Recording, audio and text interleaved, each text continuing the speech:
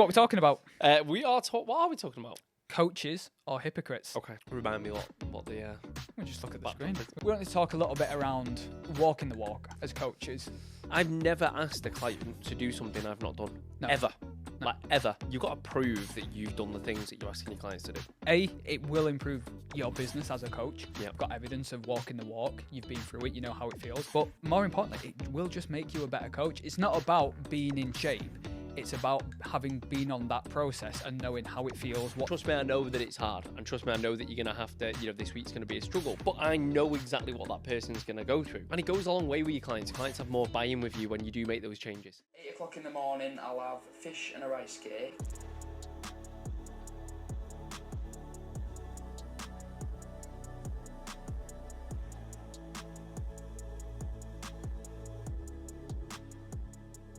Welcome back again. Fish and a rice cake. Fish and a rice cake. I'm Jake. I'm Jake. And we're back for another week, another episode. Another episode. How's your week been? Been all right? Been all right. You've got your flights booked, haven't you? Flights are booked now. So Where we're you going to Dubai. Yeah. We're going to see the lads, aren't we? So we're going out. It's what online coaches do, innit? They all move to Dubai. Yeah. Has it ever crossed your mind, actually? No, because you... Obviously, I went last year. I was going to say, because I've never been to Dubai. I went last year for the same reason, to see Mike and Dan, and they were putting a bit of an event on. Do you know what? Genuinely, it surprised me how much I liked it, because I'm not a big city centre person. I'd much rather be out. I say that. Me and Soph go on quite a lot of city breaks, like Barcelona and stuff like that, and I like those city centres, to be fair, when there's stuff to see. Dubai's very commercial. Yeah, of course. So I was kind of like, I'm not going to like it. It's kind of all just quite flashy, and it's not really me. It did surprise me how much I did actually like it. It's a lot more laid back than I thought it would be. I've heard that. I think people... Obviously, you get this vision of what Dubai is like with like the supercars and the fucking model, all this kind of stuff. But actually, because Dan's pretty similar, and I've spoken to Dan about it in the past, because he's not flashy. He's not like, obviously does very well financially, but you wouldn't know it necessarily. And like, so I thought, I'll ask Dan what Dubai's like. And he's like, I fucking love it. Like, it's great. I was really genuinely positively surprised, because like, I actually did really like it. And I kind of came back being like, do you know what? I could maybe do just like 6 months out there, just for a change of scenery. I think it'd be the heat as well, which would like, there is that, but I wouldn't be able to do it long term. Like, it's just not. It's not too me. different. But it's cool. It's too different to home, though. It's weird. Like, it's all built in weird clusters. So for us, like, obviously the UK's tiny in it, and generally where we are, you can walk pretty much to anywhere you need to get to. But when we were there, we went... Not anywhere in the UK, by the way. Not anywhere in the UK, no. But locally. Yeah. But when you're there, like, there is obviously stuff you can walk out to, and I stayed around the marina. There's loads of stuff around there. But, like, to get from, like, the marina up to the main Dubai Mall or the Burj... It's all Ubers in it. It's all Ubers and freeways, and everything's built in different clusters. So it is all really spread out. But no, I think you'll like it. I think I'm really looking forward to going. I've heard the gyms are class as well, so I'm looking forward to, like, sampling a few of the gyms. Yeah, I didn't do the photo shoot, but I was at it the first day we were there. I think it's called Dungeon Gym, and that was a really cool gym. That was nice. I know there's obviously Banoos, I think it's pronounced, which is the massive one. Yeah. I looked at going there, but I think it was like 30 quid for a day pass. I think it is. So I was like, yeah, but one of my mates who's been, he goes out to Dubai once a year for work, again, similar to us, but he said, like, it is expensive, but you've just got to go. I think it's we'll an have to do unreal it. experience. I think we'll have to do it. And there's a few of us in there, like, who are all into the training, so it'd be good to go and do, like, a session somewhere like that. But no, I'm looking forward to it. I am looking forward to it. Yeah, it'll be interesting. Like, I don't think, like you said, I don't think I could ever live somewhere like that, unfortunately. No. Even little things like, I was thinking about this, talking to Louise about it, like, even if we wanted to give it a go, like, I couldn't leave Jarvis because I mean, I know you can't take dogs there, but Jarvis, he's a working dog. He needs a lot of walking. I don't even know if you can let dogs off the lead there. I don't know. I'm pretty certain Dan said you can't. And then obviously you've got like... There'll be some months of the year where you just can't take him out at all. And I'm like, it just won't be fair on him just to be sat around the house. He'd be losing his fucking shit. Yeah. So so I don't think I could do it for Jarv, Yeah.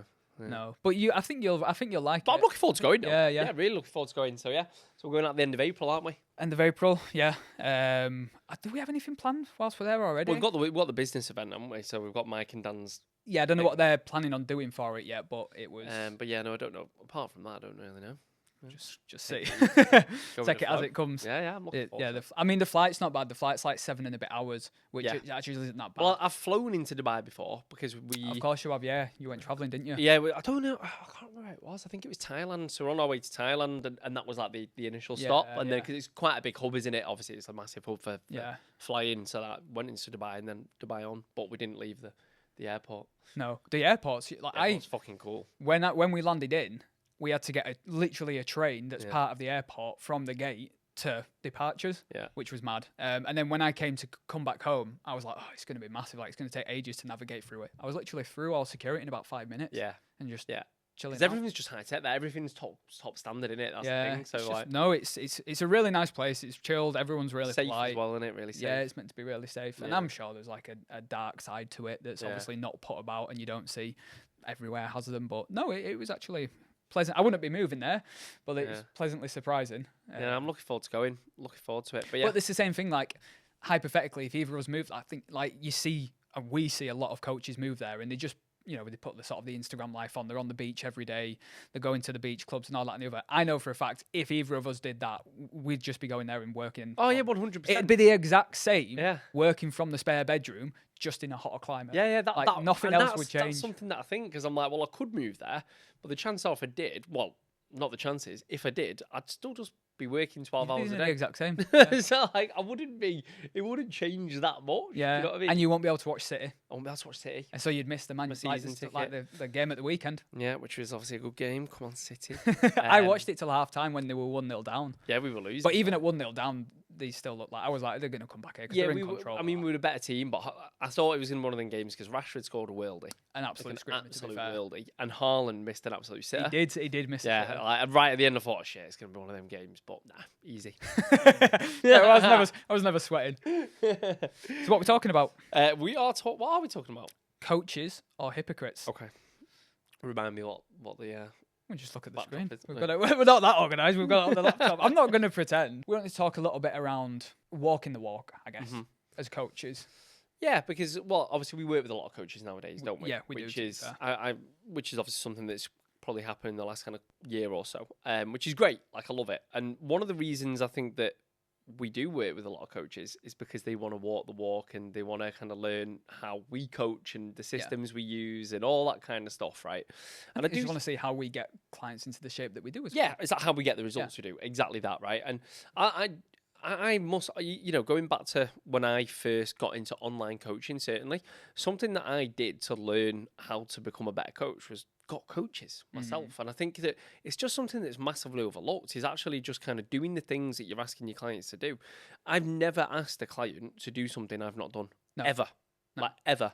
Right? And although we know as coaches, we know that some of the best coaches in the world might not be in shape, right? And they've got all this knowledge and so on and so forth. That's great. But your potential clients don't know that. Yeah. Right? And your potential clients, unfortunately, the industry we're in, they will always look at you and think, well, is he in shape or is she in shape? Or it's not even necessarily in shape, right? It could be that you work with people who have got eating disorders and like, have they been through that and managed it? Whatever. But let's say for our example, we have both done photo shoots, multiple photo shoots. We've both got into shape multiple times. So when I ask a client to do something, and I think this carries a lot of weight, right? When I ask a client to do something, whether it's more steps, eat less food, whatever, do some cardio, whatever it might be, right? I've been there. I've done it. I understand how hard it is. Like, I've done it whilst balancing family life, a social life, all this kind of stuff. So I just think it's you as a coach, you've got to prove that you've done the things that you're asking your clients to do. Yeah, because for two reasons. A, it will improve your business as a coach. Yeah. Because you've got evidence of walking the walk. You've been through it. You know how it feels. But more importantly, it will just make you a better coach. It's not about being in shape. It's about having been on that process and knowing how it feels, what to expect, what comes up, what you're going to struggle with. Exactly. So that you can, if you're a good coach anyway, you can empathize with clients. And it's why, and I've said this, I think I've probably even said it on the podcast, it's literally why I did a show at the back end of last year. Yeah. Because I'd had a couple of clients up to that point do shows. I'd not done one myself. And I knew I was potentially going to have a few more clients wanting to do them this year, which I now am. And I was like, do you know what, whilst I'm lean enough, I might as well do one, just so I've got the experience of going through the process of doing shows. You know how it feels. You know what it's like to go into show day and the nerves and just everything that comes along with it. And I'm not going to do it again, but I don't have to because I've got that experience of doing it now. Exactly. And I think that it's honestly, it can't be overlooked. And I mean, listen, I still try and walk the walk every single day. You know, like it's just, because I enjoy it as well, right? I enjoy being in shape and I enjoy training. But I just think it's huge. It really is. And at the end of the day, there are a lot of, like I say, probably very knowledgeable coaches who, unfortunately, just never actually kind of put into practice their knowledge, right? Yeah, well, I think this is where it comes from. And I've almost been guilty of this in the past. Of, they might have that feeling of, you know more than the guy on Instagram who looks fantastic. Yeah. And he's really busy with clients.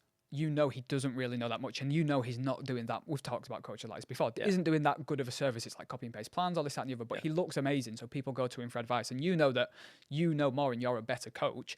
But unfortunately, because you don't look the part, and you don't have to go to the extreme of looking like the biggest guy in the room, like obviously. Yeah. But it is going to help because people are initially going to have that buy-in to, okay, well, at least if he looks the part, he's halfway there. Like he obviously knows something. Yeah. Whether he does or he doesn't, that remains to be seen, but it does make a big difference. Yeah, of course it does. You have to look. And it's almost like you should actually, as a coach, especially when you talk about it in that way, with these people who are just in great shape, and again, whether they know a lot and whether they're providing a good service, what is irrelevant, because, and in fact, if they're not providing the good service that you as a knowledgeable coach would be providing, it's actually a responsibility of yours to then fucking get those clients before he does, so you can actually give them the service that they should be getting, right? Yeah. And like, it's something that, again, whenever I do a check-in on a weekly basis, video check-ins, because we believe in service, but whenever I give, when I'm giving people feedback and I'm saying, listen, unfortunately, we have to drop your calories this week, we're going to tweak this, I'm going to increase your cardio, whatever it might be that I'm making those changes around, I will always then be able to go, and trust me, I know that it's hard. And trust me, I know that you're going to have to, this week's going to be a struggle because we have made these changes. But I know exactly what that person's going to go through. Yeah. Because I've done it multiple times myself. So I can tell them what to look out for. I can empathize with them. I can say, listen, this is what I would be doing. And give my experience behind it as well. Yeah. And it goes a long way with your clients. Clients have more buy-in with you when you do make those changes. It does. And I had a conversation with someone this past week who was asking for some advice coaching wise. I think they were just getting into coaching and they're asking for a bit of advice, just general. And I was sort of asking, well, what are you wanting to do? Do you know sort of who you wanting to work with or what kind of generally? And he was like, oh, I want to be a transformation coach. I want to do photo shoots with people and get them into like amazing shape. So, all right, cool. I was like, have you done a photo shoot? I was like, no. I was like, right, well, that's the first thing you need to do one yourself before you do anything with anyone else. And I was like, have you had your own coach? He was like, no. I was like, right, you really need to get your own coach. And I was like, it doesn't have to be me, like, because you've only just started asking me questions. I was like, but you need to get yourself a good coach. And they kind of responded like, yeah, but they were like, I don't think I do because I know how to work with people and I've helped get a few people into like, I've helped get them leaner already. So I know what I'm doing from a coaching point of view. And I was kind of like, it's not about that. I was like, you can't expect people to pay for coaching if you yourself as a coach has not paid for coaching. Yeah. Like it's very, very hypocritical. And especially if you want them to do a photo shoot and you've never done one, you don't know how it feels, how to book it, how to show up on the day, what to do with your tan, like how to diet to get there, what to do with refeeds. Like you need to go through that process. Yeah. And whether probably it will or it won't, I don't know. But probably more than once as well. Like I said, I think I've done 3, 4. I think you're pretty similar. Do you know what I mean? And yeah, pretty similar. And but for me, I don't know when like the moment was for you where you were like, I need to do a shoot. I went on a seminar weekend thing, and one of the seminars was getting people into photo shoot shape. And literally, the guy who was delivering it was like, "If you're wanting to do this," because I was doing this seminar, I was like, "This is cool. Like, I really want to do this." He was like, "If you're wanting to do this and you've never done it," he was like, "That's your first thing before you do anything." And I literally went home that weekend. I was on the train back from London, planned out my plan for a diet for a photo shoot, and then on Monday, I started the plan. Yeah.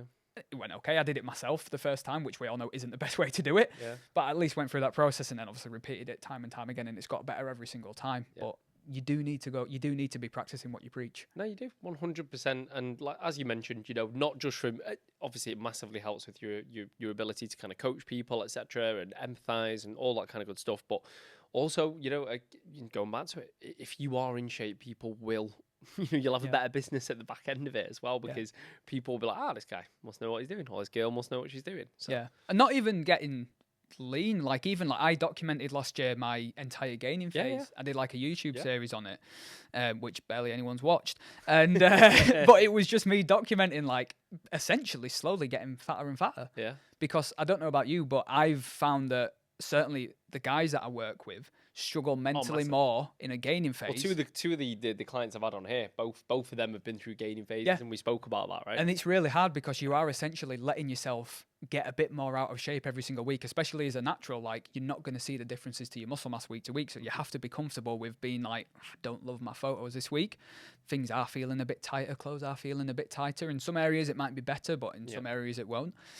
And like, unless you've been through that process, and I documented the whole thing, so that I could also like refer my clients when I was chatting to them. I was like, I'll speak to them about it. And I'd be like, look, I've actually done a video on this as well. If you want to watch that, because I know exactly how you feel. It is shit. It is tough, but this is the reason why we're doing it. And like, it just gets a little bit more buy-in when they can see, when they can not only talk to you about it and you know how it feels, but they can actually see as well that you've been through it. 100%. And I suppose on the flip side of this as well, because obviously we could talk about this for ages, but essentially what we're saying is if you're a coach, get yourself into shape. You just need to either be in shape or have evidence of being in shape. Yeah.